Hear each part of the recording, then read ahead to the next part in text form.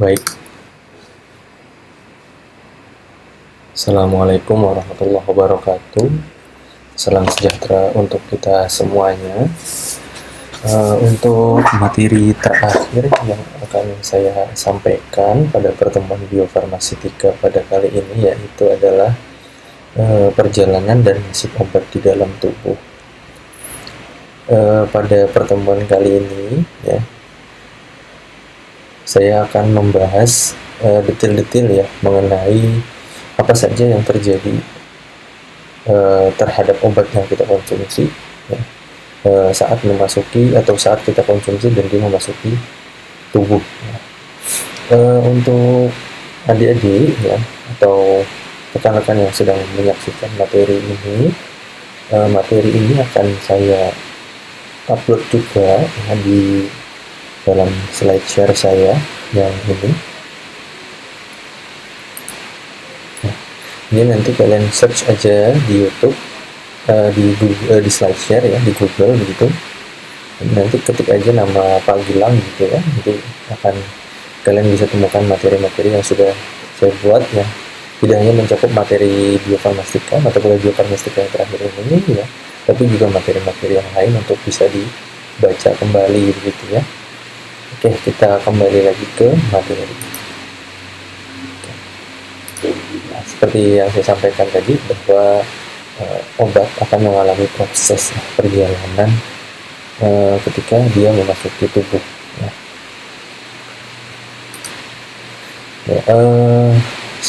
Kita sebelumnya sudah pernah juga membahas mengenai konsep dasar membran begitu ya. Kemudian juga kita membahas terkait biofarmastika obat ya, dimana obat itu kan sebelum masuk ke fase farmakokinetika yang kita tahu bahwa fase farmakokinetika itu mencakup 4 proses ya, yaitu absorpsi, distribusi, metabolisme, dan eliminasi ya, atau yang dikenal dengan istilah ATMA begitu ya.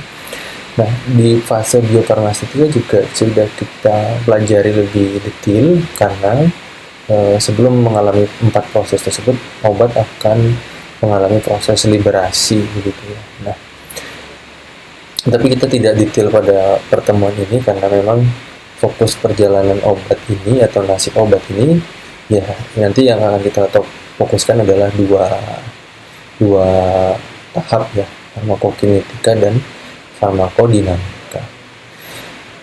Ya, jadi liberasi sedikit terkait liberasi tadi yang saya sampaikan bahwa obat itu kan akan mengalami yang namanya pelarutan ya, pelarutan sama obat-obat yang dikonsumsi atau digunakan secara oral gitu ya, dengan rute oral ya, karena memang banyak sekali obat yang kita jumpai itu adalah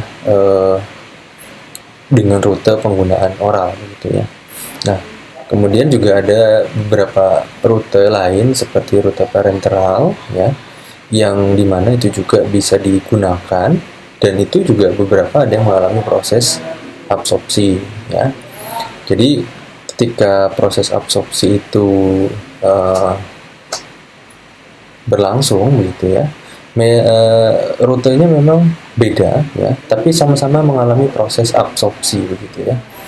Baik itu ada yang parenteral ya, diinjeksikan seperti obat yang menggunakan intramuskular, kemudian subkutan ya, kemudian intratekal dan sebagainya ya, yang tidak melalui intravena itu juga mengalami proses absorpsi ya. Nah, baik oral, parenteral ini juga memiliki dampak yang signifikan terhadap profil farmakokinetik.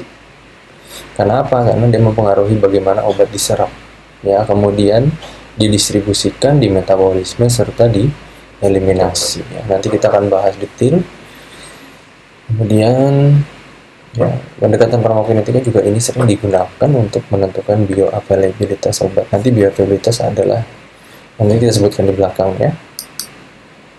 Nah, ini yang saya tadi sedikit sampaikan ya, bahwa biofarmaseutika itu fasenya nanti ada di bagaimana obat di dalam tubuh itu melarut dulu ya kan. Kemudian setelah melarut, nanti dia menjadi partikel yang lebih kecil ya. Sebelum menjadi partikel dia harus menjadi granul dulu. Ya, granul. Kemudian nanti menjadi partikel, itu melalui proses diagregasi namanya ya. Nah, kemudian obat yang berlarut tadi atau dissolution tadi ini akan menjadi ya, baik itu tadi granul atau fine tadi akan dibentuk ya, akan dicerna oleh yang namanya misel ya di empedu ya, melalui garam empedu. Nah, ini terjadi prosesnya di saluran pencernaan ya, karena proses absorpsi ya. Jadi nanti akan terbentuk misel ya, jadi obat-obat itu atau molekul obat itu akan dikelilingi oleh semacam kantung begitu ya, yang dimana ini tujuannya adalah membantu obat untuk mengalami absorpsi ya. Setelah nanti terbentuk misel ya, solubilization, kemudian nanti obat tadi masuk ya, melalui saluran cerna ya. Tapi memang ada beberapa barrier ya yang kemarin sudah kita bahas terkait dengan konsep membran ya, bahwa di permukaan usus itu terdapat yang namanya cairan atau mukus ya. Ini juga menjadi penghalang bagi obat untuk masuk ke dalam sel epitel di saluran pencernaan gitu ya. Nah, tapi memang ada beberapa syarat tertentu yang obat itu bisa masuk ke dalam cairan. Nanti dicek lagi ya materinya. Kemudian setelah masuk ya, dia bisa melewati. Kemudian ya, ini yang kita buktikan ya. Apakah teori ya derajat ionisasi itu akan mempengaruhi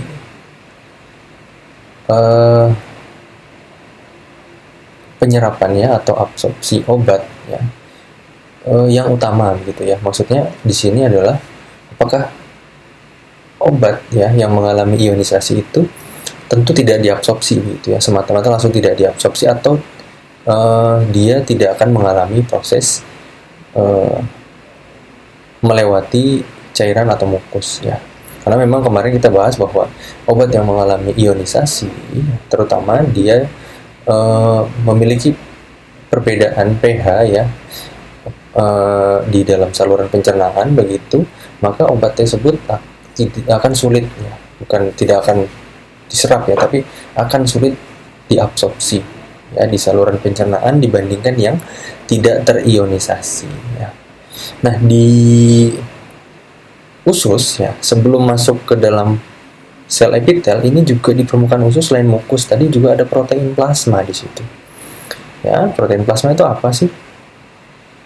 Ya, coba nanti dilihat ya, di belakang juga ada nanti ya. Protein plasma itu adalah protein yang bisa mengikat ya, suatu molekul atau senyawa xenobiotik begitu yang akan masuk ke dalam saluran pencernaan ya, juga ada di dalam darah. Nah, yang tidak terikat protein ini maka dia akan bisa masuk ke dalam epitel, makanya disebut dengan unbound ya. Kemudian unionized, ini akan lebih mudah dibandingkan obat yang terionisasi dan terikat ya. Yang di sini adalah apical basolateral, ini adalah membran biologis ya, karena di sini ada air, jadi dia di bawah mukus itu ada air ya yang tidak bergerak gitu ya. Nah, ini baru ketemu dengan epitel ya, dua membran, dua layer yang kemarin kita bahas ya di konsep ya, ada layer 1 sama layer 2 atau bilayer ya. Nah, bagi obat yang tidak terikat dan tidak terionisasi ini akan lebih mudah masuk ke dalam aliran darah atau sirkulasi sistemik yang ada di sini ya, di bagian sini ya, ketimbang unbound ionized ya. Dia tidak terikat tapi dia terionisasi, maka porsinya akan lebih kecil terserap ya dibandingkan yang tidak terionisasi ya. Nah, begitu pula dengan obat yang bentuknya nonpolar begitu ya. Kemarin kan kalau obat nonpolar itu akan melintasi membran ya dengan mudah karena dia tidak memiliki muatan ya. Tapi memang tidak semua obat ya punya sifat non polar begitu ya. Ada obat-obat tertentu, tapi pada dasarnya semua obat ya, hampir semua obat itu punya dua bagian ya, baik itu polar maupun yang non polar gitu ya. Nah, ini baru nanti obat itu akan masuk ke dalam sirkulasi sistemik ya, jadi begitu prosesnya.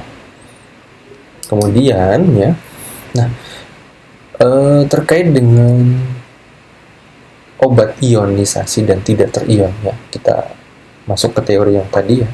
Itu kan kita sudah tahu dengan menggunakan, kita bisa hitung dengan persamaan Henderson kemarin ya, atau pertemuan kemarin ya, bahwa kenapa bisa terjadi hal seperti itu, karena memang pH saluran pencernaan kita itu berbeda ya, berbeda-beda. Juga di sini ada data cairan tubuh ya, bukan hanya di saluran pencernaan, tapi hampir keseluruhan cairan tubuh itu punya rentang pH ya, dan rata-ratanya berapa gitu ya. Nah, kalau di saluran cerna sendiri itu di lambung itu kan punya pH 1,7 ya, fasted ya, atau pada keadaan puasa. Ini berarti kondisi belum makan ya. Maka kalau dia sudah makan, dia akan naik pH-nya menjadi lebih basah ya. Kalau kita lihat secara umumnya bisa 3,5 sampai 5 itu biasanya kondisi lambung setelah makan ya, karena sifat lambung kan lebih asam ya. Nah, ini akan menentukan derajat ionisasi obat-obat yang sifatnya basa lemah. Terkait jika obat itu punya sifat asam lemah, maka dia lebih banyak yang tidak terionisasi. Kenapa? Karena pKa dan pH-nya itu sama, rendah begitu ya. Kemudian masuk ke duodenum ya. Duodenumnya kemarin juga sudah kita lakukan praktikum ya, menggunakan cannulated upper dan cannulated lower ya, atau di farmakope ya dikenal dengan istilah apa, cairan usus dan cairan lambung begitu ya, yang kita pakai simulasi in situ. Nah, ini masuk ke duodenum ya. Di duodenum ini pH-nya lebih tinggi ya, yaitu 4,6 ya. Kemudian lanjut masuk ke dalam usus halus ya, yang lain ya. Ini kan karena usus halus kan terbagi dari 3 bagian ya, duodenum, jejunum, dan ileum begitu ya, dimana nanti akan berbeda-beda ya. Semakin ke bawah mendekati usus besar yaitu kolon, maka pH-nya semakin tinggi ya. Nah, ini akan mempengaruhi juga tadi derajat ionisasi. Maka obat-obat ya, secara teoritis ya, menggunakan persamaan Henderson itu akan mengalami ionisasi bagi obat-obat yang bersifat asam lemah ya. Kalau tadi asam lemah di lambung tidak mengalami ionisasi, nah masuk ke dalam usus ya, secara teoritis kan harusnya banyak yang mengalami ionisasi. Maka obat-obat yang ionisasi, hipotesisnya kan, atau dia kita prediksikan ya, obat itu akan sulit terabsorpsi karena memiliki muatan ya. Ini juga berkaitan dengan kelarutan ya, karena polaritas itu kan berkaitan dengan kelarutan obat ya. Baik, kalau non polar kan dia tidak melewati apa namanya, memiliki muatan ya, jadi nanti dia langsung melewati membran gitu dengan sangat mudah menggunakan difusi pasif begitu kan. Tapi kalau orang yang obat yang punya sifat polar begitu, karena kelarutannya tinggi begitu ya, maka kemungkinan terjadinya ionisasi juga besar ya, seperti itu. Jadi setelah kita buktikan begitu ya, karena di dalam usus ini juga punya yang namanya mikrofili yang sangat banyak, dan dia juga memiliki luas permukaan yang sangat lebar ya, yang sangat tinggi, maka satu-satunya ya, teori dan kenyataannya memang dari beberapa paper menunjukkan bahwa luas permukaan inilah yang nanti menjadi faktor penentu gitu dalam proses absorpsi obat ya. Kemarin juga kita sudah pakai teorinya atau kita buktikan dalam simulasi begitu. Maka nilai PAPP yang sangat tinggi tadi itu sama antara CUB dan CLB begitu ya. Kenapa? Ya karena kita nyoba juga pakai obat-obat yang punya kategori biopharmaceutical classification system yang kelas 1 begitu. Ternyata memang betul secara pengelompokan dia punya kelarutan yang bagus dan permeabilitasnya juga bagus. Ya, nah itu tadi ya untuk variasi pH. Kemudian ya, nah ini gambaran ATME secara menyeluruh ya bagi obat-obat yang diberikan ya, mulai dari proses absorpsi, kemudian metabolisme, ya, distribusi, transport, dan eliminasi. Ya ini nanti lebih detailnya di belakang. Ya, ini di sini mau menekankan atau bahwa poinnya di sini yaitu ada obat yang masuk ke dalam sirkulasi sistemik setelah melalui proses absorpsi tadi. Ya, jadi titik tangkapnya di situ. Obat yang masuk ke dalam sirkulasi sistemik, ya, itulah yang menggambarkan bioavailabilitas obat atau yang dikenal dengan istilah ketersediaan hayati. Ya, ini nanti kita bahas ya. Karena ini masuk ke fase eliminasi, gitu ya. Nah, bioavailabilitas sendiri yaitu ya, seperti kita kenal bahwa bioavailabilitas itu adalah jumlah obat yang bisa masuk ke sirkulasi sistemik, ya, baik itu melalui proses pemberian atau rute pemberian melalui intravena secara langsung atau melalui proses absorpsi, gitu ya. Nah, ini adalah gambar profil, ya, profil farmakokinetika rute pemberian obat. Ya, ada yang parenteral meliputi intravena, intramuskular, kemudian yang enteral ada oral, kemudian sublingual dan oral kapsul. Nah, perbedaannya apa? Intravena di sini tidak punya Tmax. Kenapa? Karena dia langsung masuk ke dalam darah, gitu ya. Jadi kalau intravena itu karena 100% bioavailabilitasnya dan immediate ya, achievement untuk mencapai plasma concentration, jadi dia cepat mencapai Cmax ya, maka Cmax dan Tmax ini dianggap 0 menit. Jadi tidak ada waktunya di situ. Ya, tapi untuk parenteral lain ya seperti intramuskular gitu ya atau subkutan misalkan, ini akan mengalami atau mencapai Tmax ya pada waktu tertentu ya. Jadi between 60 di sini ya.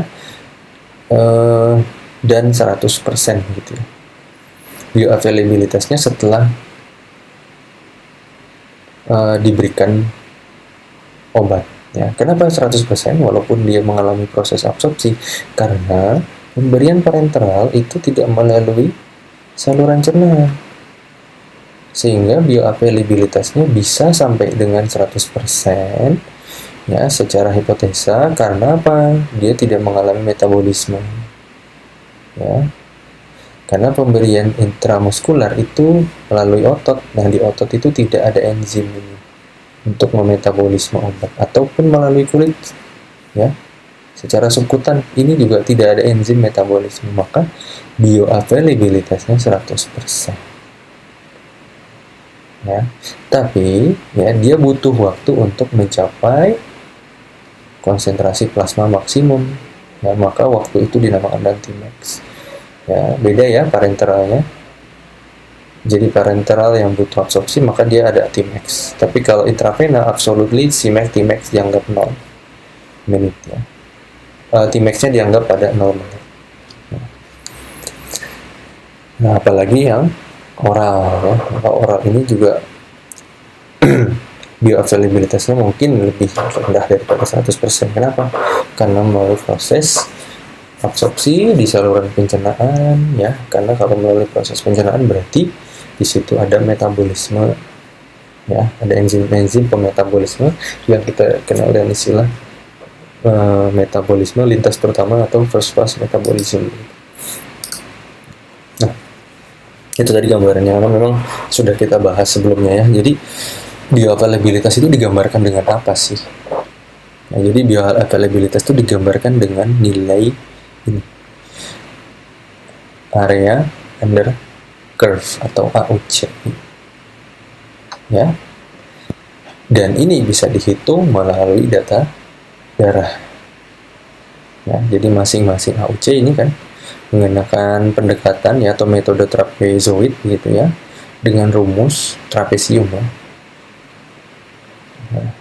C1 tambah C2 dibagi T2 min dibagi 2 dikali T2 min T1 gitu ya. Nah itulah ya nanti yang bisa menggambarkan AUC. Jadi total AUC ini adalah gambaran bioavailabilitas. Jadi total AUC itu apabila semua ya trapesium ya, yang garis-garis ini yang kita bagi-bagi ini itu kita total. Nah total AUC itulah yang menggambarkan bioavailabilitas. Berapa jumlah obat yang ada di dalam tubuh ya, berdasarkan satuan waktu ya, karena ini kan akan dipengaruhi waktu ya, karena nanti akan bersamaan ya proses distribusi dan proses eliminasi gitu ya. Oke. Nah jadi sebelum kita masuk ke fase distribusi ya atau mode fase farmakokinetik berikutnya ya begitu ya, karena habis absorpsi masuk ke dalam darah. Lantas kemudian di dalam darah ngapain obatnya? Apakah dia di situ aja atau dia akan berproses atau berjalan ke fase berikutnya? Ya tentu akan berjalan atau mengalami proses atau fase berikutnya ya. Maka sebelum itu kita tahu dulu model kompartemen. Ya, model kompartemen ini sering dipakai ya, di di farmakokinetika ya. Kenapa? Karena ini menggambarkan kondisi tubuh kita ya. Model kompartemen ini ya menggambarkan distribusi obat di dalam tubuh, dimana secara hipotesis model tubuh itu akan dibagi-bagi menjadi bagian-bagian yang dikenal dengan istilah kompartemen tadi, dimana bagian itu terhubung ya. Dan itu kita bisa memprediksi obat akan berada di mana, bergerak kemana, dan didistribusikan kemana. Ya. Nah, model kompartemen itu biasanya dibagi menjadi 3 ya. 1, 2, dan 3 gitu ya. Atau multi kompartemen gitu ya, lebih dari 1 kan. Dan itu mewakili masing-masing organ. Dimana asumsinya bahwa obat akan terdistribusi secara homogen. Ya.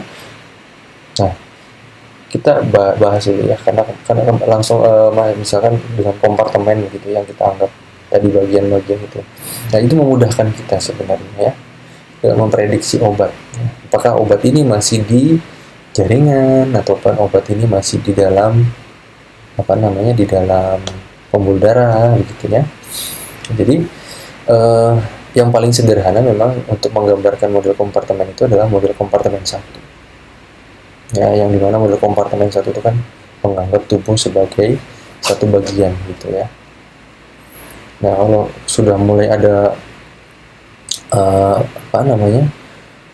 bagian tubuh yang lain, maka itu sudah terdiri dari kompartemen lain ya. Kalau untuk kompartemen tadi yang 1 ya, atau model kompartemen 1 itu kan obat dianggap bergerak hanya di otak, hati, ginjal, dan otot gitu.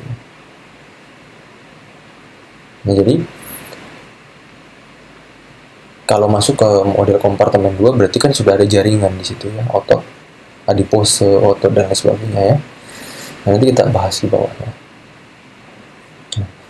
Nah, tapi kompartemen kita itu perlu diingat ya adik-adik atau rekan-rekan semuanya, bahwa kita tuh memiliki kompartemen yang sifatnya open ya, open kompartemen. Jadi tidak bisa kita, karena memang obat itu harus dibuang gitu ya, atau dia harus keluar dari dalam tubuh kita, maka itu disebut dengan open kompartemen. Nanti lebih detail.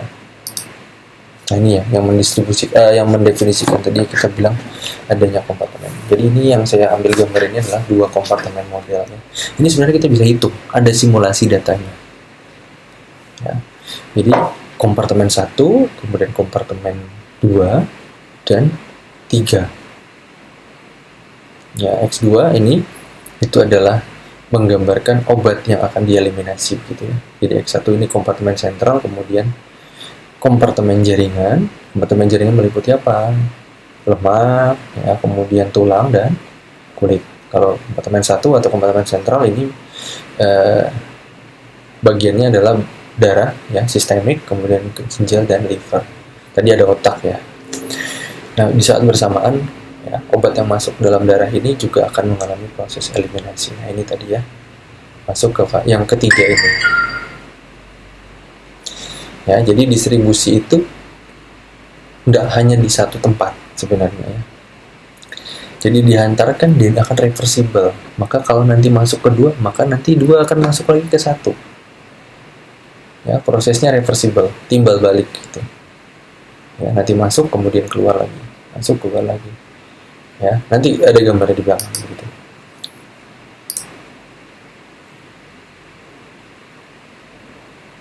Ya, jadi setelah obat diserap, distribusi inilah yang tadi untuk digambarkan atau divisualisasikan dalam bentuk kompartemen tadi, ya. Nah,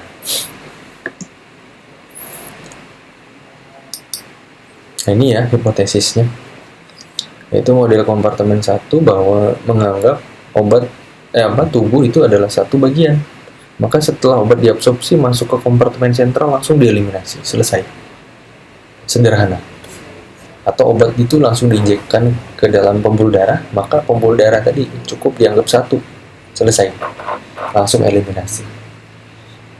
Ya, kemudian model kompartemen 2, maka setelah masuk obatnya atau diabsorpsi, maka ada kecepatan absorpsi di situ, ya, kemudian ke kompartemen sentral. Ya, kompartemen sentral, kemudian ke perifer. Ya, X2 tadi, ya, perifer. Ada satuan kecepatan, ya, perpindahan dari kompartemen sentral ke perifer. Ya, begitu pula sebaliknya, dari perifer ke kompartemen sentral juga punya kecepatan. Ya, K12 dan K21, kalaupun dihitung seperti itu, ya, K12 dan K21 itu bisa dihitung. Ya, dengan pendekatan 2 kompartemen itu tadi, ya. Atau obat intravena tadi sama, masuk langsung pembuluh darah, langsung ke perifer gitu, ya, dengan kecepatan tertentu, dan kembali ke kompartemen sentral dengan kecepatan tertentu pula. Ya, di saat bersamaan juga akan terjadi metabolisme dan ekskresi. Ya, itu yang kompartemen 2. Ya, ini sebenarnya ada simulasi datanya. Ya, tapi memang lebih ke farmakokinetika. Ya. Nah, sebenarnya, ya, secara hipotesis, ya, ini sebenarnya kita lebih bahas tadi, ya.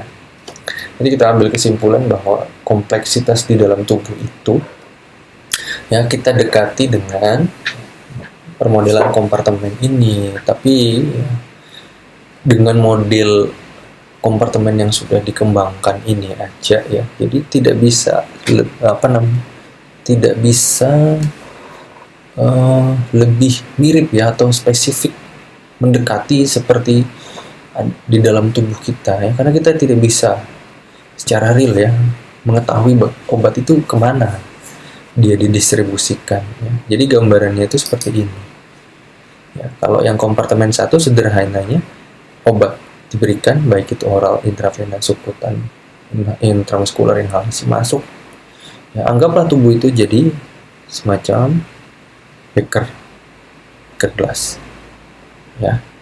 Nah, ini juga nanti kita akan praktekkan, ya, kita simulasikan dengan volume distribusi obat, ya, karena nanti konsep distribusi ini juga akan di dalam farmakokinetik kan akan digambarkan dengan yang namanya, atau yang di dalam profil itu, konsep distribusi ini dalam profil farmakokinetik disebut dengan volume distribusi, begitu, ya. Nah, ini kita bisa simulasikan nanti, ya. Nah, kalau kompartemen 1 gampang, masuk obat, puter, stir, ya, yang dianggap dengan sirkulasi tadi, diputer, ya, sampai dia larut semuanya, ya. Nah, ini jadi memenuhi di sini, ya, larutan. Kemudian kita hitung kadarnya, selesai. Kompartemen 1. Nah, sama berarti kayak gini, obatnya masuk, baik vena, oral, kemudian ke jantung, stirrer, seluruh tubuh, selesai. Ya, jadi simple. Kompartemen 1. Ya. Nah, Model kompartemen itu kita lihat dari sini bahwa tubuh itu berperilaku seperti bejana ini, ya, beker glass ini, yang diaduk dengan baik, dengan konstan, di mana senyawa obat ya, atau senyawa sianobiotik ini akan tersebar, ya, diaduk ke seluruh tubuh dengan cukup cepat dan konsentrasi tertentu. Jadi ini tersebar nih. Ketika kita ambil, kita hitung kadarnya, ya, kita spektrum misalkan, ya, kita tahu kadarnya berapa, ya. Setelah kita hitung berapa volumenya, ya, itu menggambarkan ruang di sini, ya, karena kan konsentrasi berbanding lurus dengan volume kan, ya. Kita hitung kadarnya, dapat, selesai, ya. Nah, kemudian, ya, kita analogikan lagi gitu, ya. Kita lihat di sini, ini saya bawa 2 beker glass gitu, ya. Satu beker glass saya isi air, katakanlah 500 ml gitu, ya. Kemudian beker glass satunya tidak saya isi, jadi memang segini aja dia, ya. Maka kira-kira yang penuh duluan yang mana antara 2 ini? Ya, tentu bejana yang diisi air kan akan penuh duluan, ya, karena di sini kan tidak diisi air, ya. Nah, ini kan terpisah juga, ya, antara beker glass 1 dengan beker glass yang kedua gitu, terpisah. Maka kalau ini diisi penuh, ini tidak diisi, ya tidak penuh. Nah, bagaimana ceritanya kalau ini 2 beker glass ini saya sambung dengan pipa bolong itu, ya. Nah, pipa kemudian bolong ini, ya. Jadi airnya itu bisa masuk ke pipa ini, pindah ke sini, ke bejana yang atau beker glass yang B. Ini A, ini B lah, anggaplah gitu, ya. Di sini saya isi, tapi tidak saya isi. Setelah saya isi, sebelum saya isi ini saya sambung dengan pipa, ya, yang bisa mengalirkan begitu, ya, tentu, ya. Masuk. Maka kira-kira yang penuh duluan yang mana? Ya, yang penuh keduanya gitu, ya. Yang penuh tentu akan keduanya. Ya, kenapa? Karena di sini ada penghubung. Ini masuk, ya, diisi air 500 ml, maka di sini juga nanti akan 500 ml, sama jumlahnya, volumenya sama. Ya, jadi kalau secara sederhana kita definisikan bahwa distribusi ini itu sebuah proses pengisian ruang kosong. Yang ruang kosong tadi kita anggap kompartemen, bagian-bagian tadi. Nah, untuk menggambarkan, ya, distribusi, maka karena tadi distribusi itu merupakan proses pengisian ruang, ya, maka pengisiannya melalui apa, ya? Ada volume cairan yang mengisi, ya, mengisi ruang tadi. Maka itulah yang kita sebut dengan definisi volume distribusi. Maka kompartemen tadi diisi dengan volume cairan tertentu sampai dengan dia penuh begitu, ya. Nah, tapi apakah sesederhana itu dengan 2 konsep gini? Dua bejana dihubungkan menjadi satu seperti itu. Apakah tubuh seperti itu hanya terdiri dari 2 bejana? Ya, ini kita belum sampai ke model kompartemennya, tapi masih menggambarkan bagaimana kompartemen tadi dibangun gitu, ya. Apakah cuma sesederhana itu antara 2 bejana yang dihubungkan begitu? Atau lebih kompleks dia seperti ini? Ya, saya anggaplah tubuh ini ada kompleks gitu, ya. Nah, air tadi saya isi ke bejana A. Anggaplah A ini adalah kompartemen sentralnya. Kompartemen perifernya mana, Pak? Ya, hampir semuanya. Dan ini semua berhubungan. Maka ketika molekul obatnya masuk, ya, dia melarutkan sejumlah obat begitu, ya. Maka di kompartemen B atau beker glass B ini, B1, B2, B3 dan seterusnya ini akan terisi dengan molekul-molekul obat yang terlarut, ya. Jadi sama posisinya karena dihubungkan dengan bejana semuanya. Ya, kalau ini masih mungkin juga. Ya, apakah bisa memprediksi? Belum tentu. Ya, masih mungkin, tapi belum tentu memprediksikan. Ya.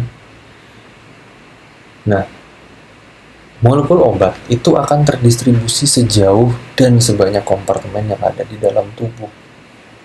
Ya. Jadi berapa banyak kompartemen di dalam tubuh? Ya, tidak tahu. Kita tidak bisa prediksi. Karena ini akan tersebar ke dalam banyak kompartemen gitu ya, atau multi kompartemen ya. Tapi ini kan satu arah ya, hipotesis kita kan satu arah. Nah, kembali lagi kita ke sini tadinya. Nah, ini ya, kita kembali ke sini. Nah, ketika terdistribusi ke perifer kompartemen, kalau yang tadi kita simulasikan dengan beker glass itu, dia nggak bisa balik. Ya, bisa balik ya dengan jumlah kompartemen yang sama dengan volume tertentu dia akan balik, gitu ya. Tapi ya, di dalam tubuh kita tuh lebih kompleks, maka kita tidak bisa menggunakan pendekatan yang hampir, bukan yang hampir ya, tapi yang sama persis dengan tubuh kita, karena secara real itu akan susah ya. Nah, bagaimana kondisi dengan metabolisme dan ekskresi? Nah, ini seperti ini selanjutnya ya. Nah, ini yang nanti akan kita sebutkan bahwa di situ open kompartemen atau kompartemen terbuka tadi ya. Maka pada satu kondisi ya, semua kompartemen ini akan terisi penuh karena dihubungkan.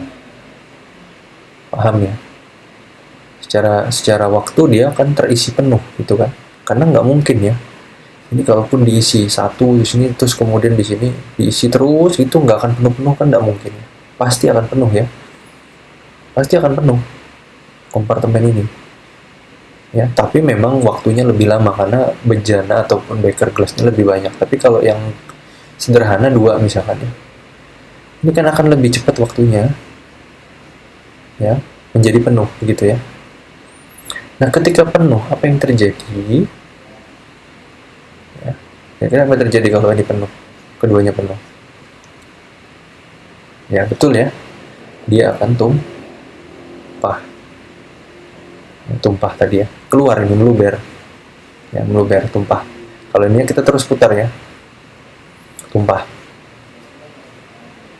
Nah, ini kita belum bahas yang sumbernya ini ya. Nah, nanti ada di belakang. Kurvanya seperti apa sih kalau kita lihat di dalam tubuh itu, gitu kan? Ini tumpah ini. Nah, tumpah di sini itu menggambarkan kompartemen terbuka. Tumpah di sini bukan karena tumpah terus kemudian airnya tumpah. Tapi kalau di dalam tubuh kita tumpah seperti ini, kita keluarkan, kita buang. Nah, makanya saya gambar toiletnya. Dibuang sini, ya, pipis, BAB, buang, karena penuh. Ya, yang masuk penuh. Ya. Nah, seperti ini sama tadi. Ini ya. Jadi kalau penuh 2 ini, ya, ke sini, kemudian ke sini balik lagi, ya, ini akan keluar bersamaan. Ya, dan di metabolismenya, tambahannya metabolisme. Ya, kalau sudah 2 ini, maka tidak bisa balik lagi ke sini. Kenapa? Karena ini metabolisme juga nanti larinya diekskresikan atau dibuang. Ya, paham sampai sini ya? Ya, jadi itu gambaran sederhananya ya, bahwa ada open kompartemen. Nah, pada kondisi tertentu karena misalkan penyakit ya, seperti gangguan ginjal atau gangguan liver, maka ini bisa saja lagi tidak open, tapi close kompartemen misalkan, karena obatnya nggak bisa keluar. Nah, itu ada bab khusus. Nah, jadi nanti ada pendekatan farmakokinetika pada kondisi-kondisi khusus seperti itu. Ya, khususnya apa? Ya, gangguan ginjal, gangguan liver gitu ya. Nah, ini tadi ya. Oke, itu tadi sistem kompartemen. Ya, kemudian ya kalau tadi kita bahas mengenai obat yang diabsorpsi kemudian masuk ke dalam darah dan dia akan didistribusikan, ya, maka proses distribusi tadi juga akan beberapa ya. Ini memang di bab lain ya, di bab lain ya. Jadi memang di dalam tubuh ya, ada macam-macam mekanisme ya. Mekanisme di sini yaitu tadi salah satunya adalah adanya barrier ya, barrier di usus ada barriernya ya, diserap masuk ke dalam darah ya, kemudian nanti mau masuk ke dalam otak misalnya, di otak juga ada barrier penghalang namanya blood brain barrier ya. Jadi saya bahas ini apakah kaitannya dengan kinetik. Nah, ini di luar kinetik sebenarnya ya, tapi memang jika kita menggunakan atau ada obat-obatan yang harus masuk ke dalam otak, yang dia bekerja di otak, maka ini harus dilewati dulu.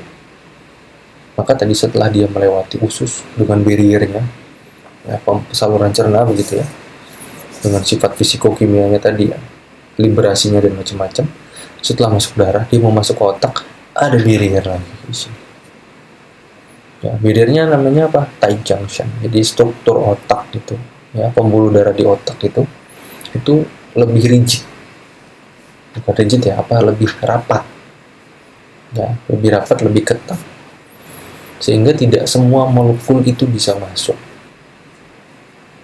ya. Beda dengan pembuluh darah lainnya ya.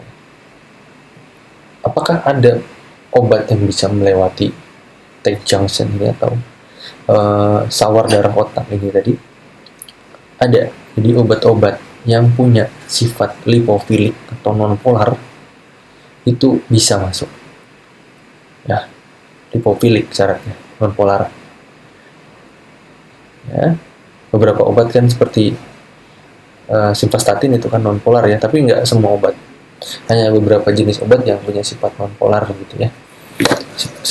Secara umum ya, obat itu punya dua gugus ya. Jadi ada sifat polar, ada polar dan non polarnya ya, amfifatik namanya ya. Nah, tapi beberapa obat yang non polar ini bisa, atau dia punya ikatan struktur dengan golongan 7A atau halogen ya. Contoh ya, di diazepam ini punya gugus klor, kemudian fluoxetine punya fluor, haloperidol malah punya dua ini, fluor dan klor ya. Contoh lain ya, ciprofloxacin golongan fluoroquinolone. Nah, itu kan dari namanya aja fluor ya, jadi beberapa ikatan itu ada golongan halogen ini. Nah, ini kenapa? Jadi cenderung molekulnya lebih reaktif ya. Hampir beberapa obat-obatan yang kita jumpai untuk obat-obat syaraf gitu ya, kerja di otak, mempengaruhi sistem saraf pusat, itu punya gugus ini ya. Ini memang sudah ada ya di struktur kimianya. Nah, kemudian obat apa lagi yang bisa melewati itu? Obat yang dengan ukuran molekulnya yang kecil ya, berat molekulnya kecil ya, maka dia akan bisa melintasi. Kemudian obat yang bisa melewati protein PGP atau P-glycoprotein ya, kemarin yang kita bahas, yaitu adalah pompa ya. Ini nanti bisa mengeluarkan obat yang udah masuk tuh, bisa dikeluarin lagi. Nah, beberapa antihistamin kan nggak bisa nih melewati ini nih, karena dipompa keluar, maka efek kantuknya berkurang ya. Jadi efek kantuknya berkurang kenapa? Karena ini diaktifkan, dia keluar, sehingga tidak mempengaruhi ini, efeknya kantuknya jadi sedikit ya. Nah, itu obat-obatan yang bisa melintasi sawar darah otak. Ini memang bagiannya banyak, karena memang kita sedikit gambarkan ya, biar saya sedikit gambarkan biar kawan-kawan atau rekan-rekan yang menonton YouTube ya, atau menyaksikan materi ini ya, bukan hanya adik-adik ya, juga bisa tahu gitu ya.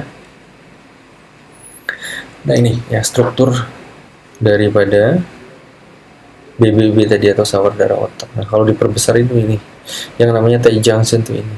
Jadi di pori ini kan bisa dilewati sebenarnya Pori-pori ini bisa dilewati dengan molekul-molekul tadi ya syaratnya. Atau ya dia sangat kecil ya molekulnya. Nah tadi ya syaratnya tadi 3 tadi. Nah kalau 3 tadi terpenuhi makanya bisa dilewati. Tapi kalau obat yang tidak bisa, maka obat tadi cuma beredar di sini aja di pembuluh darah, nggak bisa ke sini dia. Ini kan sel saraf sudah. Ya maka kalau dia mau mempengaruhi sel saraf di sini, maka ini harus dilewati dulu. Di junction ini sangat rapat, menutup pori-pori dia.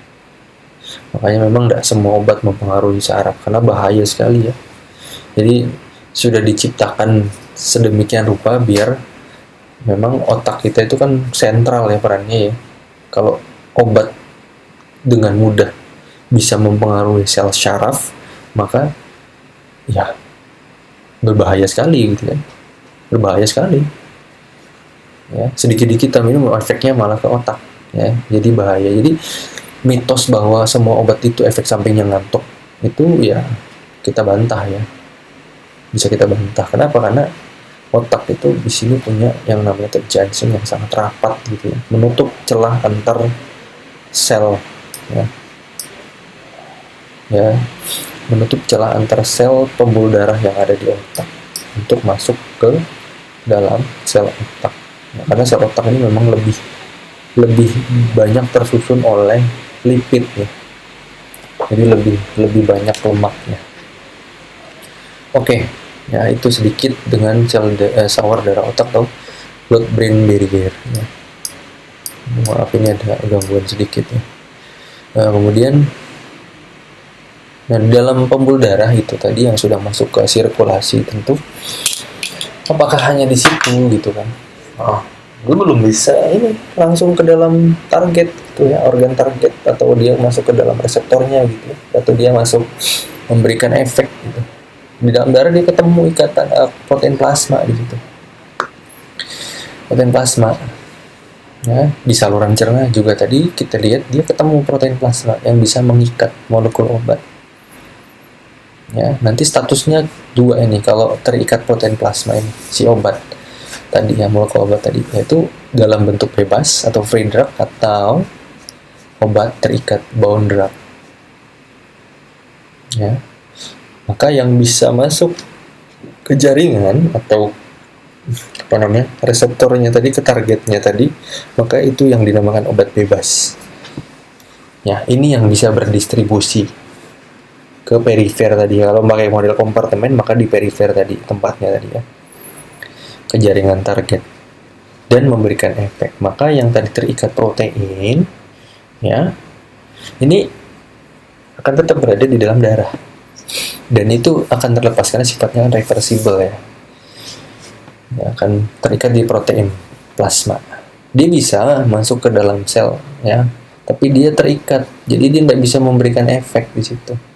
Nah, kalau sudah diikat kan tidak bisa dia masuk ke reseptor gitu kan. Jadi ya cuman dia itu menjaga keseimbangan aja gitu kan. Ya, proteinnya terdiri dari 2 ya tadi. Alpha 1 untuk asam lemah, basa lemah, dan albumin untuk obat yang asam lemah. Ya. Nah, di sini juga ada teori penggeseran. Jadi obat itu juga akan masuk ke dalam terikat dengan protein plasma itu dengan afinitas tertentu ya. Maka obat-obat yang punya afinitas kuat dengan protein plasma akan lebih dulu terikat dibandingkan obat yang afinitas terhadap protein plasma itu lebih kecil. Nah, ini contohnya ya. Jadi yang hitam ini ya, kalau dalam darah itu begini, nanti dia nyatu, ini obatnya, molekul obatnya, ini protein plasmanya. Ya, dalam jurnal ini albumin ya. Nah, ini kalau kita perbesar ke sini, maka ini kayak ada tangannya ya, dia ngikat gitu. Nah, ini bone drug ini yang udah di albumin aja dia, bisa kemana-mana ya. Dan yang free drugs ya, atau obat bebas tadi ya, bukan obat ini ya, obat terlarang free drugs ya, tapi obat bebas. Yang kenapa dibilang bebas ya, karena bisa masuk ke dalam jaringan tadi ya. Nah, berkaitan dengan afinitas. Nah ini misalkan obat A ini lebih kuat terikat, maka obat B tergeser ini. Nggak ada duluan yang terikat, obat B bebas. Nah misalkan ada obat C di sini lebih kuat dari obat A, ya obat A geser, nanti obat C yang terikat itu. Jadi konsepnya juga sama seperti ke reseptor ya, ada teori penggeseran. Mana yang lebih kuat ikatannya, yaitu yang duluan terikat, protein plasma ini ya. Nah ini ya, jadi datanya mana yang terikat protein plasma lebih kuat. Nah ini beberapa obatnya. Ya, jadi kalau dicontohin ini semuanya banyak, tapi di sini ada datanya semua. Ya, Anda bisa akses obat-obat yang terikat protein plasma itu datanya dari drugs.com juga bisa, Medscape juga bisa ya. Ada di situ datanya. Obat mana yang terikat protein plasma. Ya, berapa persentasenya. Jadi kalau ikatan protein plasma itu nanti dihitung dalam bentuk persentase. Ya. Oke, itu farmakokinetik ya. Nah, lanjutannya apa, Pak? Kalau sudah masuk ke dalam darah dan kemudian obat bebas tadi masuk ke jaringan, ya ke farmakodinamik lanjutannya. Ya, kenapa farmakodinamik? Ya, tadi itu sudah kita bahas masalah reseptor itu. Obat bekerja di organ targetnya. Tadi kan sudah masuk farmakodinamik ya. Lanjutannya farmakokinetika ya. Ya, yang memicu respon fisiologis atau biokimia tertentu. Nah, kalau sudah bicara farmakodinamik, maka kita juga akan bahas kurva dosis respon. Ya, ini kan menggambarkan efek. Seperti apa efeknya terhadap tubuh dengan menggunakan kurva tadi. Ya. Nah, apa sih kurva dosis respon? Kurva dosis respon itu adalah representasi grafis ya, yang menunjukkan hubungan antara dosis obat yang diberikan dan besar efek biologis yang ditimbulkan. Ya, dari sisi biofarmaseutika, ini kurva dosis respon ini akan dipengaruhi oleh yang namanya bioavailabilitas. Ya, sebab banyak yang masuk, ya, atau sebab cepat obat masuk ke dalam sirkulasi, maka obat aktif ya yang masuk ke sirkulasi itulah tadi yang memberikan efek dalam bentuk kurva dosis respon tadi. Ya, maka dari sisi parameter farmakokinetika juga bisa dilihat absorpsi, distribusi, metabolisme, eliminasi ini menentukan. Ya.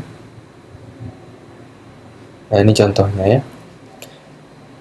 Jadi ada AC50 ya, baik obat high potensi dan low potensi. Tapi ini memang tidak saya bahas lebih banyak karena memang ini nanti Anda baca ya, cari literatur begitu untuk membaca, Anda interpretasikan ya kurva dosis seperti ini. Ya, ada istilahnya namanya drug concentration atau dalam bentuk logaritma, kemudian AC50 ya. Dan ini nanti responnya seperti apa. Nah, ini ya konsepnya seperti ini. Jadi ada obat di kompartemen sentral, kemudian terdistribusi, kemudian ke reseptor. Nah, di reseptor inilah farmakodinamik itu. Yang tadi ke jaringan, distribusi obat ya ke perifer, maka dinamakan dengan kecepatan 12 masuk ke kompartemen perifer dan ke-21 balik lagi ke kompartemen sentral. Ya. Nah, apa yang mempengaruhi kurva dosis respon itu tadi ya? Jadi, kurva dosis respon ini nanti akan digambarkan lebih mudahnya dengan therapeutic index ya. Ya, atau jendela terapi atau therapeutic window, therapeutic index itu sama. Ya. Nah, apa yang mempengaruhinya? Yang pertama yaitu potensi. Kemudian efficacy, variabilitas, bioavailabilitas, afinitas, reseptor dan ikatannya. Nanti kita bahas satu-satu begitu ya. Tapi memang yang fundamental aja yang saya bahas ya, tidak semuanya. Karena bioavailabilitas kan tadi di biofarmaseutika sudah kita jawab ya. Oke, yang pertama adalah potensi obat dan efikasinya. Bahwa potensi itu adalah jumlah obat, ya, jumlah dosis yang dibutuhkan menghasilkan efek. Ya, obat yang memiliki potensi tinggi akan menunjukkan kurva dosis respon yang bergeser semakin ke kiri. Karena apa? Efek terapeutik tercapai pada dosis yang lebih rendah. Namun hal ini tidak selalu berarti obat tersebut lebih aman. Ya, apalagi ya obatnya punya indeks terapi yang sempit. ya. Jadi semakin tinggi potensinya efeknya, jadi biasanya dosisnya semakin kecil, ya.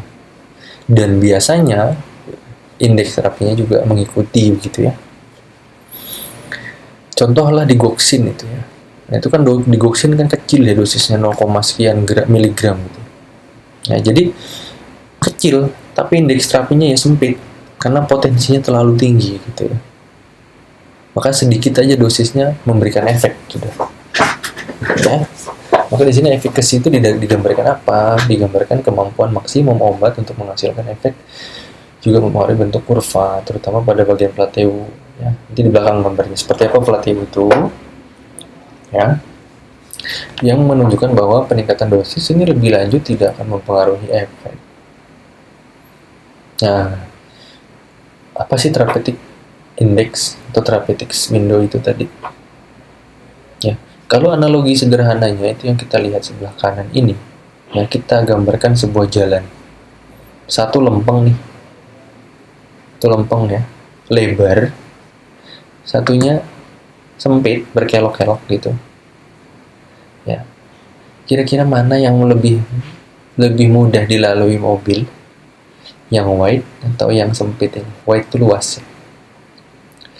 Ya betul ya, tentu yang lebar. Kenapa yang lebar? Karena ini pinggirnya, ya kalau mobil itu berpotensi mengalami oleng gitu ya, dia itu masih di jalanan, tetap masih bisa dijalanin.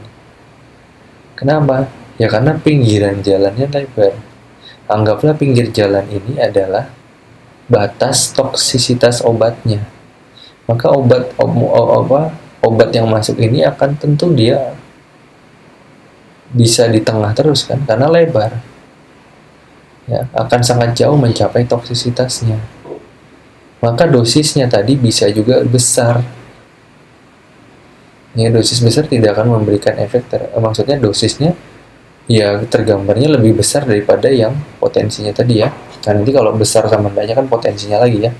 Tapi intinya di sini adalah toksisitasnya lebih besar jangkauannya untuk tidak mengalami toksik. Beda kalau yang sempit. Kalau sempit ini ya, karena sempit tadi ya, obat itu akan sangat sedikit ya jaraknya untuk tidak terjadi toksisitas. Jadi ini pinggirannya ya tadi ya. Maka resiko toksisitasnya tinggi. Ya kita balik ke sini. Nah, jendela terapi besar ini di sini. Ya, kemudian ada batas di sini mengalami efek samping.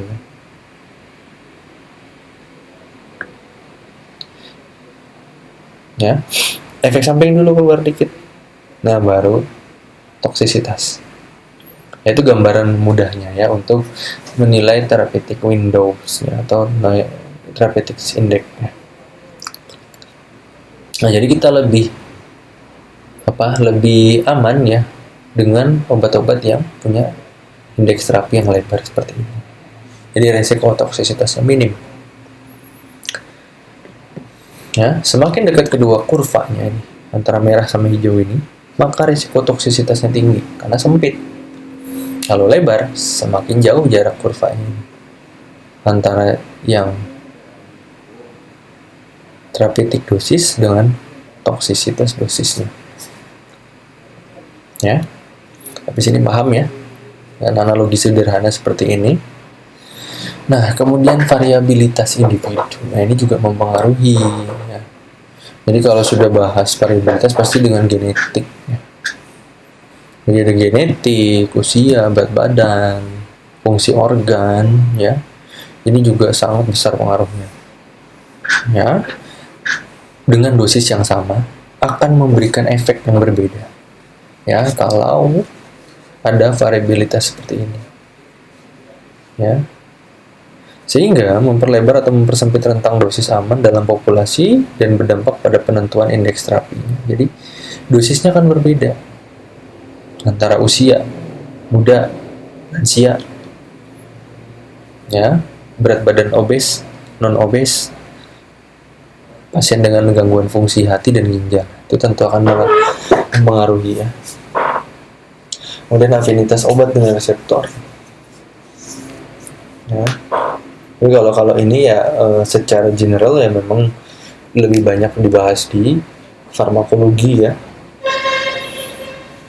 Tapi memang terkait dengan afinitas ya, karena sifatnya molekuler ya. Jadi memang bukan faktor utama dalam memberikan respon terapi terhadap tubuhnya, tapi memang banyak yang dipengaruhi ini kan, variabilitas individu dalam farmakokinetika. Nah, ini contohnya ya. Ya, afinitas kan macam-macam ya. Intinya rekan-rekan semua sudah pernah belajar inilah ya. Jadi bagaimana agonis bekerja, kompetitifnya seperti apa, allosteric itu apa ya, kemudian yang aktivator sama allosteric inhibitor ini juga ada beberapa mekanisme interaksi obat yang dipengaruhi dari ikatan allosteric ini. Ya, ini contohnya ini ya.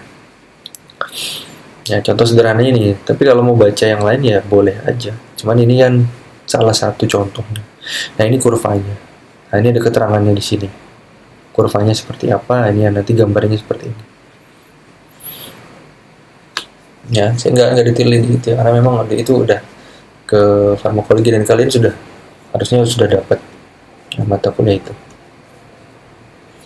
Nah, berkaitan dengan desensitisasi atau toleransi obat, ini respon ya terhadap obat ya. Desensitisasi itu adalah fenomena respon tubuh terhadap obat itu menurun. Nah, ini tadi ya, bisa terjadi karena reseptor ini tadi. Secara gambarnya ya, sederhananya seperti itu ya. Ketika obat yang sama diberikan berulang ya, maka ini akan memberikan respon penurunan sensitivitas reseptornya ya. Tidak semua obat mengalami desensitisasi ya. Jadi beberapa obat, terutama obat-obat yang kronis tuh ya, antihipertensi bisa. Kemudian di sini obat asma, beta blocker bisa, obat hormon bisa ya. Nah, nanti ini bab lain. Ketika obat itu mengalami desensitisasi, ada di sini. Nah, tambahan di sini. Mekanisme di allosterik ini nanti untuk memperkuat si obat tadi agar tidak terjadi desensitisasi. Jadi menggunakan ikatan lain di reseptor untuk memperkuat efek obat ini. Ya, tapi memang kalian nanti baca sendiri ya. Untuk menghilangi meningkatkan efektivitas dan mengurangi efek desensitisasi. Ya, kalau toleransi ini kan adalah reaktivitas daripada si membran tadi, reseptor membran tadi ya. Ya, misal kita kalau desensitisasi tadi reseptornya turun, jadi efektivitasnya turun. Ya. Ya 11-12 ya, sama toleransi. Toleransi ini contohnya morfin yang digunakan jangka panjang, maka orang yang sering pakai morfin misalkan dia penderita kanker gitu ya, maka dengan berjalannya waktu karena sering pakai gitu, efek respon analgesiknya turun.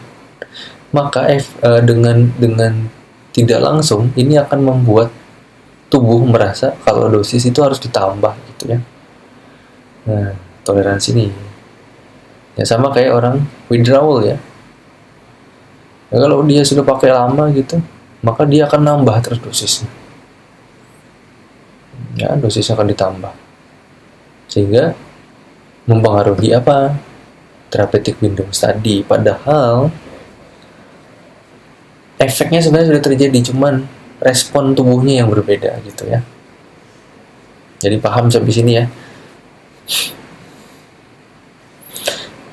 Dan interaksinya ini umum ya. Jadi kita bahas nanti di mata kuliah sendiri ini ya, interaksi obat ini, karena memang ini juga akan mempengaruhi efek ya, farmakodinamika obat ya. Karena kan interaksi ini juga bisa terjadi di dua fase tadi ya, farmakokinetik dan fase farmakodinamik ya. Nah, kemudian ke fase tadi karena memang sudah dibahas terkait dengan distribusi dan obat itu secara farmakodinamik ya. Setelah distribusi terjadi, obat bergerak ke jaringan, kemudian memberikan berikatan dengan reseptornya ya. terjadilah fase farmakodinamik. Setelah itu, nah karena tadi kan hipotesis model kompartemen itu kan ada juga obat yang balik lagi ke dalam kompartemen perifer, kemudian di metabolisme. Nah ini prosesnya seperti itu. Setelah obatnya di jaringan memberikan efek, ya, maka dia akan dibalik lagi ke kompartemen sentral, dan ini proses fase metabolismenya.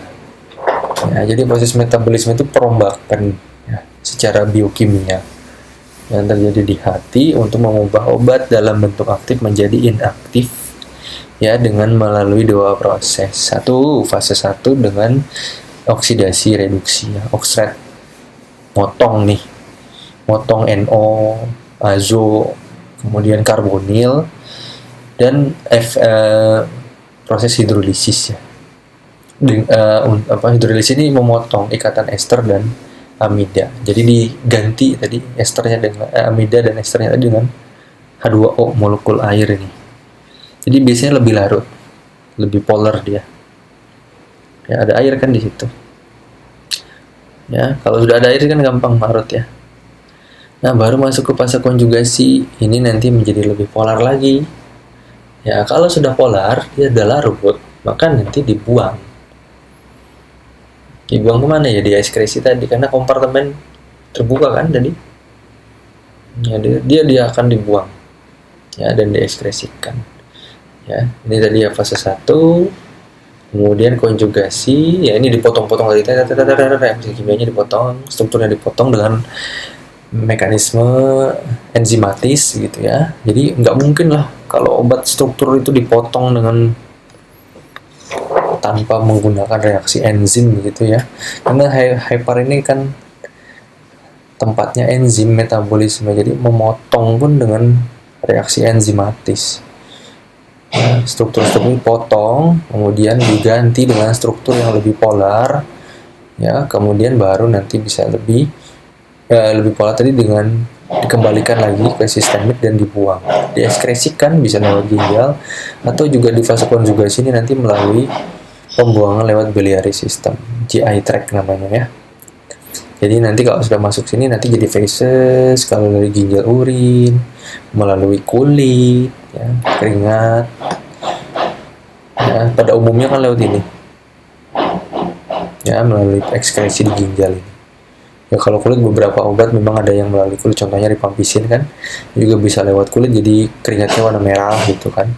Jadi ada obat juga yang melalui saluran nafas dibuangnya, ya, alkohol itu juga lewat nafas ya, dibuangnya. Kemudian ada juga yang melalui air susu ya, ASI, breast milk, ya, tapi proporsinya kecil, dia lebih banyak di sini, ya, bisa dibuang ya. Nah itu tadi jadi pertimbangan, kalau ekskresi di sini terganggu, obat di sini kan tidak bisa terbuang gitu kan. Nah ini contohnya nih, jadi oksidasi ini contohnya, ini ditambah gugus OH kan, jadi majornya seperti NH, NN, ya, NH, ya, ikatan 2 kan, H2, potong, tambah OH, nanti O, karbonil, glukoronat, konjugat, kemudian di sini minor juga sama, nanti diganti dengan 2 H2O gitu, katekol, metabolit, ini metabolit dari penitoin. Jadi seperti ini, atau jadi ini juga bisa. Nah inilah yang nanti dibuang, ya, di fase konjugasi tadi. Nih, dioksidasi oleh enzim ini. Nah yang memotong-motong tadi ini enzimnya, CYP3A4, CYP2C9 yang motong. Jadilah molekul seperti ini, struktur molekul seperti ini, ya. Oke, lanjut lagi. Nah, jadi metabolisme itu digambarkan dengan apa ya? Ada kecepatannya juga.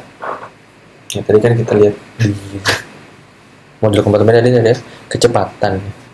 kecepatan eliminasi, kecepatan metabolisme, kecepatan absorpsi, gitu kan. Semua ada kecepatan, ya, yang digambarkan dengan orde reaksi. Ya, ada dua order reaksi di dalam tubuh ya. Order 0 dan order 1. Ya, tubuh ikut yang mana? Kira-kira 1 atau 0? Ya. Normally, ya, kalau organ kita normal semua ya. Liver normal, ginjal normal, ya organ ekskresi kita normal, metabolisme kita normal, maka kita akan mengikuti hukum Fick, ya, yaitu order ke-1. Ya, semakin tinggi kadar obat, semakin cepat obat dieliminasi. Itu ya poinnya ya. Maka konstanta laju reaksinya dinamakan ada di dalam gambaran yaitu atau di dalam bentuk K minus K ini ya, slope min K ya, jadi minus karena dipangkatkan 1 ya, atau seper ya. Ya, jadi jumlah yang dieliminasi itu berubah, tapi fraksi yang dieliminasi persatuan waktunya tetap. Ya, karena tadi bergantung apa? Kadar fraksinya dieliminasi tetap, jumlah obatnya berubah. Kemudian anggapnya bahwa tubuh itu belum mengalami kejenuhan enzim, tapi ini bahasan lainnya. Kemudian dosis tambahan ya, ini akan meningkatkan kadar obat secara proporsional. Jadi tadi eliminasi, sekarang kadar obatnya. Kalau obatnya ditambah maka proporsional, meningkatnya persatuan waktu yang digambarkan dengan waktu paruh, sehingga waktu paruhnya konstan ya. Nah, ini beberapa obat yang mengikuti orde 1. Tapi apakah mungkin tubuh kita itu metabolisme mengikuti order 0? Sangat mungkin. Sangat mungkin. Nah, ini juga akan ada kajiannya di farmakokinetika sebenarnya. Non-linear farmakokinetik itu akan terjadi.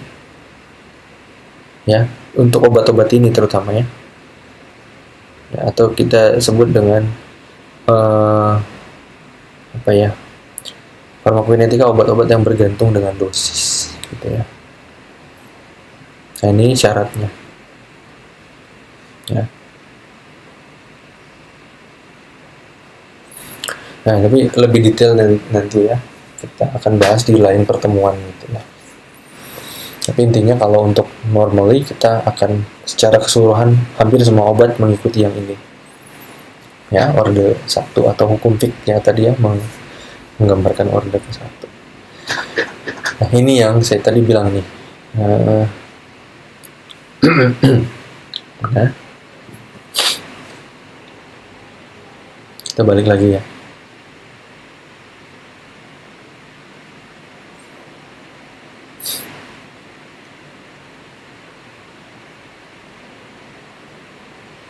Ini berkaitan dengan yang namanya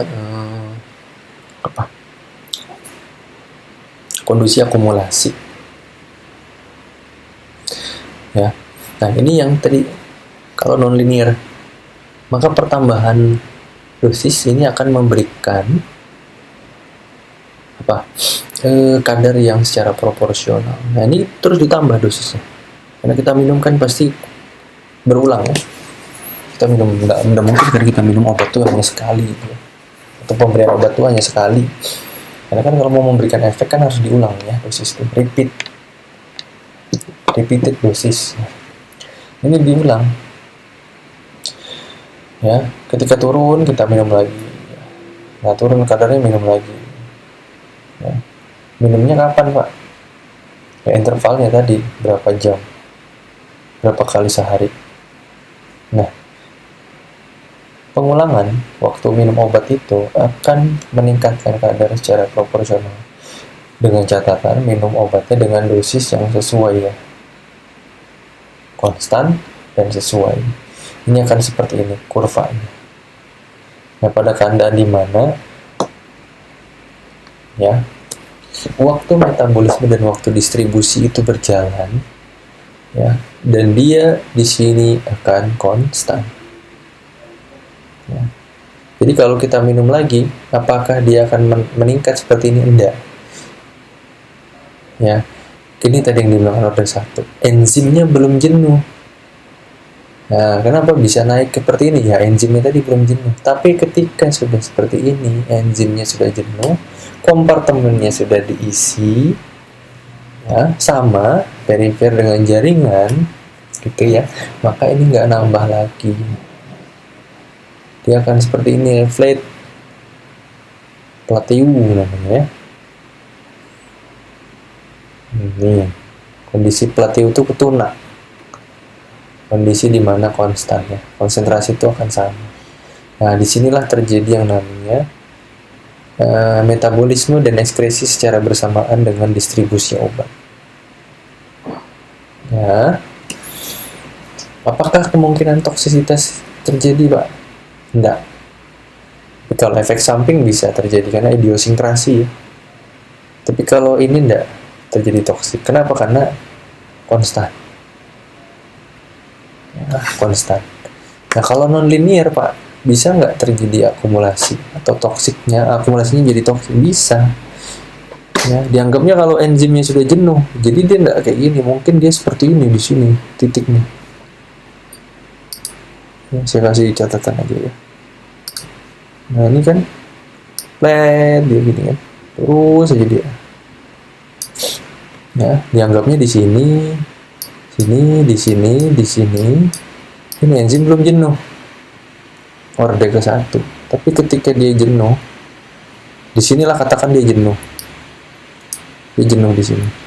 Nah, di dosis ketiga dia mungkin bukan di sini, tapi dia di sini, mungkin di sini. Wah, sedangkan toksiknya di sini, naik dia di sini. Nah, kalau di kurva itu dia bukan lagi begini ya, bukan lagi begini terus, bukan begitu, tapi begini, bisa jadi begini. Wah, langsung gini, belok melengkung ke atas. Ya, harusnya kan ini sama, linear ya. Ini yang tadi linear, ini yang non linear. Itu digambar titik saja. Saya perbaiki. Jadi bisa jadi gini. Langsung ke atas ya. Ini non linear. Kalau ini linear. Sama gambar yang ini tadi. Ini linear. Jadi kalau kurvanya langsung ke atas ini melengkung, dia non linear. Nah, ini syaratnya jadi kenapa terjadi non linear ini. Ya. Paham ya sampai sini loh. Nah, ini memang ada bahasan khususnya di buku farmakokinetika Shergill itu, non-linear farmakokinetik namanya. Nah, kemudian ekskresi tadi ya. Ekskresi dari proses pembuangan obat keluar tubuh. Metabolismenya ya, melalui 2 fase, 2 mekanisme ekskresi renal ya. Utamanya tadi di ginjal kan, melalui filtrasi glomerulus dan non renal. Bisa melalui empedu, feses, paru-paru, kulit baik kulit atau kelenjar. Nah, kita fokus ke renal aja ya. Renal itu terdiri dari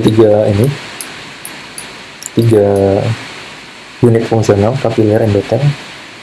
Nah, itu akan menyaring cairan sama zat pelarut. Nah, kemudian ada glomerulobasal membran atau basement membrane. Ini memang penyaring utamanya. Glomerular-filtration rate itu di sini terjadinya 3 ini. Ya, yang paling utama ini 2 yang ini ya. Fungsionalnya di sini. Karena dia bisa menyaring ukuran utama berdasarkan ukuran dan muatan listrik.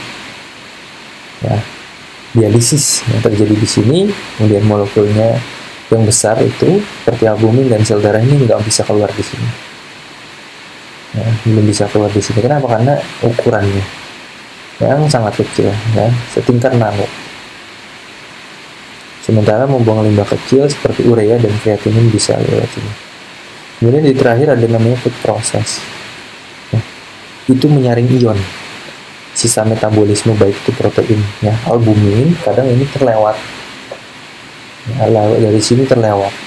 Nah, maka di tingkat akhir di epithelial process atau food process ini harusnya sudah nggak bisa, karena podocyte ini punya muatan dia. Albumin juga punya muatan. Jadi kalau ini nggak masuk, ini nggak bisa karena ada muatan negatif. Ya, nah, ini gambarnya. Jadi yang kalau lebih kecilnya seperti ini, nanti gambarnya kayak gini. Ini dosa itu yang kuning, muatannya ini nanti yang nggak bisa dilewati oleh albumin. Maka kalau orang punya gangguan ginjal, ini rusak. Ya, jadinya tadi close kompartemen ya, obatnya nggak bisa keluar, harusnya dibuang ke sini kan. Ya, atau orang-orang yang punya gangguan ginjal atau kerusakan patologis ya, malah keluarnya harusnya bukan protein itu kan nggak bisa keluar, malah keluar protein di sini. Nah, proteinuria, nah, itu bahaya itu ya buat orang ya, buat penyakit ya, misalkan kayak mikroalbumin, bisa menggunakan lagi sindrom nefrotik itu kan juga protein yang keluar ya, malah bahaya itu ya. Nah, ini ya.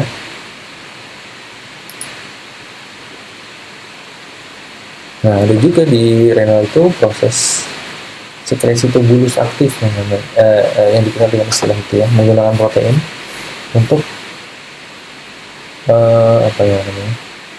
membuang atau mereabsorpsi senyawa atau molekul yang masih bisa digunakan tubuh.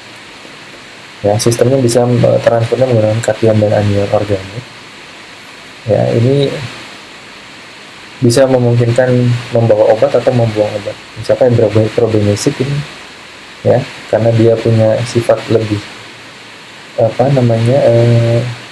lebih mudah terbawa carrier ini ya, maka dia akan menggeser penisilin. Maka penisilin tadi harusnya diekspresikan, jadi tidak jadi diekspresi karena dengan probenesik ini interaksi dia. Nah, ini yang sebenarnya interaksi obat farmakokinetik di fase ekspresi, maka penisilinnya harusnya diekspresi, tidak jadi diekspresi karena probenesik lebih dulu diekspresi. Tes tengahnya jadi panjang gitu ya. Dan dengan mekanisme sekresi tubulus ini, dan ini tidak akan terpengaruh oleh ikatan protein plasma. Ya. Nah, ada juga yang mengalami yang reabsorpsi dengan melalui difusi pasif. Nah, dengan mengikuti gradien konsentrasi. Ya. Bahkan kita sudah bahas itu ya. Difusi pasif kan itu bisa melawan gradien konsentrasi. Yang dipengaruhi oleh lipofilitas dan derajat ionisasi. Ini ya perlu garis bawahi ya, derajat ionisasi. Contohnya bisa dipakai untuk ini pada kondisi-kondisi gawat daruratan seperti keracunan gitu ya. Nah, ini sering dipakai teori ini. Nah, jadi gampangnya bahwa pH urin itu bisa dibasahkan dan bisa diasamkan. Nah, ketika pH urin basah, obat asam lemah itu akan diekspresi lebih cepat karena mengalami ion. Ya, contoh fenobarbital salisilat ini kalau toksisitas terjadi pada dua obat ini, maka urinnya dibasahkan. Karena kalau urinnya basah, obatnya keluar. Atau sebaliknya, urinnya diasamkan kalau keracunan ini, dua obat ini basahkan. Nah, ini bisa dipakai pada kondisi kegawatan kalau obatnya sudah lebih dari 30-60 menit masuk ke dalam tubuh. Kalau kurang dari 30 menit kan bisa pakai kumbah lambung ya, itu dikeluarkan, disedot atau dari pakai ini ya. Ya, lebih banyak penanganannya, jadi bisa dengan cara ini. Gitu. Nah, jadi ini faktor-faktor apa saja yang bisa mempengaruhi nasib obat atau perjalanan obat tadi ya. Kita mulai dari awal tadi faktor fisikokimianya, bagaimana parutannya atau kualitasnya, derajat ionisasinya, ukuran molekulnya seperti apa. Kemudian faktor fisiologis ya, usia, itu genetik, kemudian jenis kelamin, berat badan, ini di farmakokinetik sangat-sangat dipertimbangkan ya. Susu lemak ya, itu juga mempengaruhi karena IMT berlebih itu juga nggak bisa menggunakan berat badan aktual. Maka beberapa rumus di farmakokinetika itu ada yang menggunakan BMI ya, dalam perhitungan dosis. Karena resiko toksisitas tadi ya. Kemudian faktor patologis ya,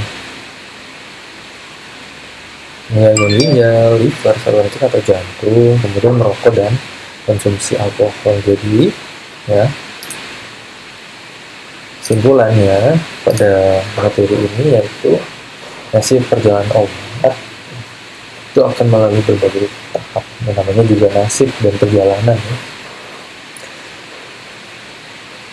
Hasilnya satu farmakokinetik ya, meliputi latma itu tadi yang dipengaruhi oleh sifat fisikokimianya, ikatan protein plasmanya, bioavailabilitasnya, metabolismenya, dan juga zat yang diekspresikan itu gimana.